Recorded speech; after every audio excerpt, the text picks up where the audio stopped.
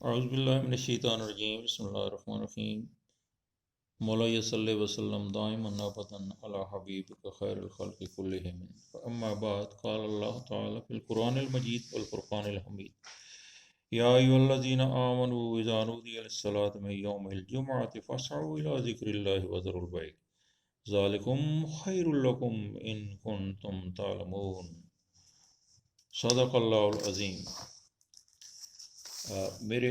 عزیز دوستو، عزیز سامعین، آج کا میرا اس گفتگو کا موضوع ہے اسلامک جورسپروڈنس یا اصول فقہ۔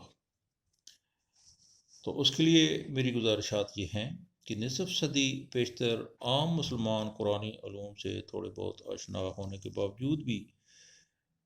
قرآن کو بذات خود صرف تلاوت تک محدود رکھتے تھے۔ قرآن کریم سے خود کچھ بھی اخذ کرتے ہوئے انہیں ہچکچاہٹ محسوس ہوتی تھی۔ یہ کام انہوں نے مستند علماء کرام کے لیے چھوڑ رکھا تھا کہ قرآن پاک کو سمجھیں اور اس کے مطالب مسائل عام فہم زبان میں عوام تک پہنچائیں۔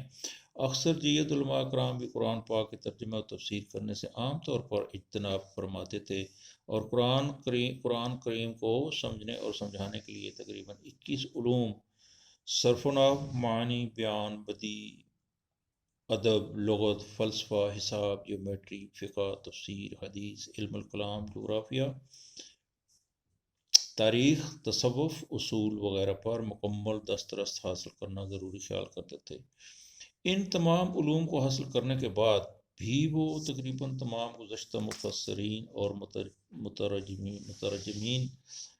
کو پڑھنا ضروری خیال کرتے تھے تاکہ کوئی ایسی بات تحریر میں نہ آ جائے جس کا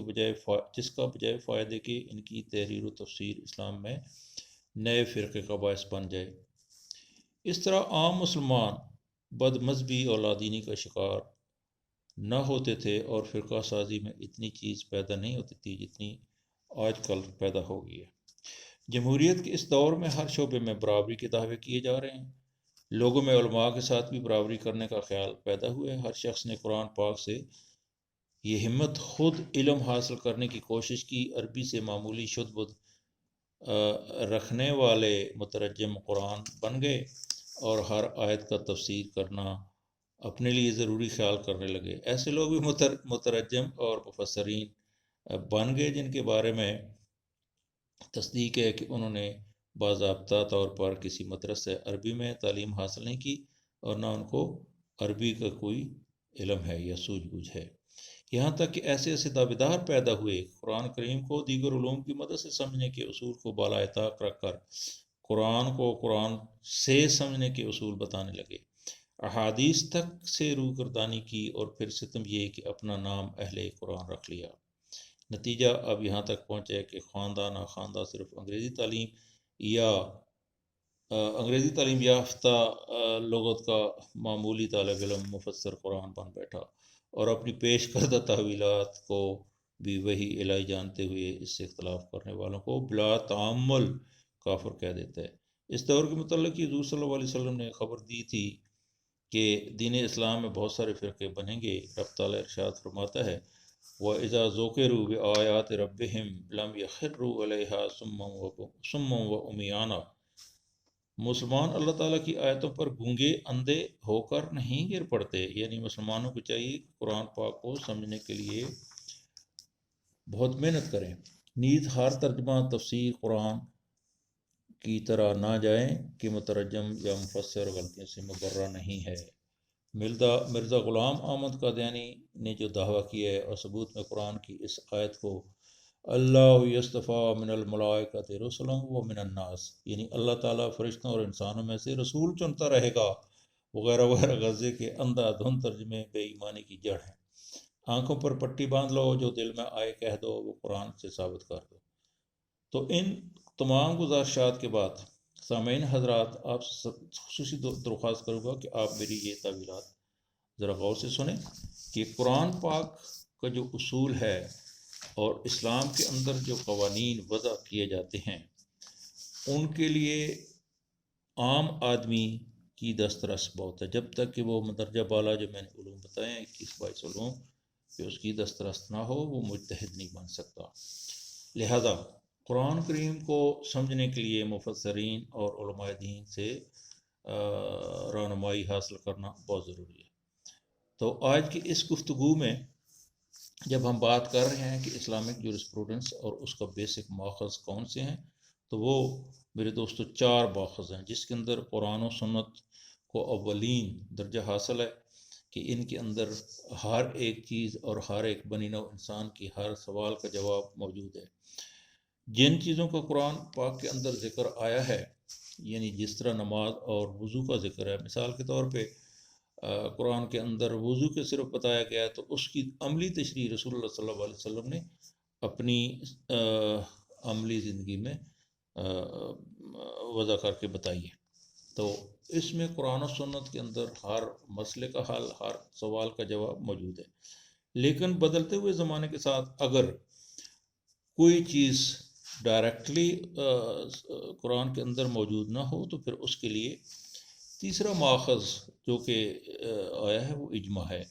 اجماع کے لیے بہت سارے علماء کرام مل بیٹھتے ہیں اور قرآن و حدیث کی صورت میں اس کی تشریح کرتے ہیں، مسئلے پہ غور و خوض کرتے ہیں اپنے علم کے مطابق اور حدیث قرآن پاک کی روشنی میں، اور اس کے بین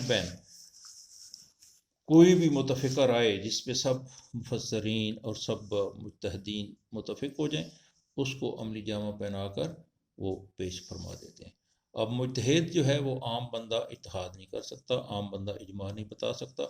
تو اس کے لیے خصوصی جو علوم، ضروری علوم ہیں،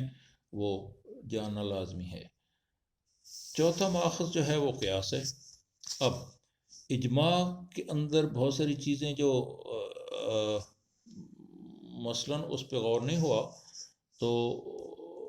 ان پہ غور کرنے کے لیے پھر مجتہدین کے ذمہ ایک بہت بڑی ذمہ داری آتی ہے کہ اس پہ متفقہ رائے کا فیصلہ کرے۔ مثلاً اسلام بتاتا ہے کہ اونٹ، بکری اور گائے کی قربانی دو۔ اب اونٹ کی فیملی کا یا بکری کی فیملی کی جو دوسری قسم ہے، مثلاً ہرن ہے، بھیڑ ہے، دمبے ہیں، تو ان کی قربانی جو ہے وہ مجتہدین نے قیاس کیا، اور اس کے بعد جیسے زکوٰۃ کی ہے کہ 40 بکریوں پہ زکوٰۃ ہوگی، لیکن ایک بندے کے پاس اگر 40 بھیڑیں موجود ہیں تو پھر وہ کیا، تو وہ اس میں قیاس کے ذریعے مجتہدین نے اپنی رائے دے دی کہ اس پہ بھی وہی بکریوں والا اصول لاگو ہوگا۔ اسی طرح اگر گائے کی قربانی کا ذکر ہے تو بھینس کی قربانی کا نہیں ہے، لیکن بھینس بھی اسی کی فیملی کی ایک دوسرا جانور ہے، تو مجتہدین اور مفسرین نے اس پہ بھی قیاس آرائی کر کے اور اس کو اور اجتماع اور اتحاد کے ذریعے مسلمانوں کی رہنمائی کی ہے۔ تو اس مختصر سی نشست میں آج ہم نے جو ہماری گفتگو ہے اس میں ہم نے یہ جاننے کی کوشش کی کہ اسلامی قوانین کی اصول، فقہ کے مواخذ کیا ہیں، اور ہر زمانے میں رہنما ہوتے ہوئے بدلتے ہوئے حالات اور رہنما ہوتے ہوئے نت نئے مسائل کا حل قرآن و سنت سے ہے، حاصل کیا جا سکتا ہے، اور اگر قرآن و سنت کے اندر اس کی کوئی خاص نہ مل سکے تو پھر اس کے لیے اجماع اور قیاس کیا جا سکتا ہے۔ وآخر دعوانا الحمد للہ رب العالمین والحمد للہ رب العالمین۔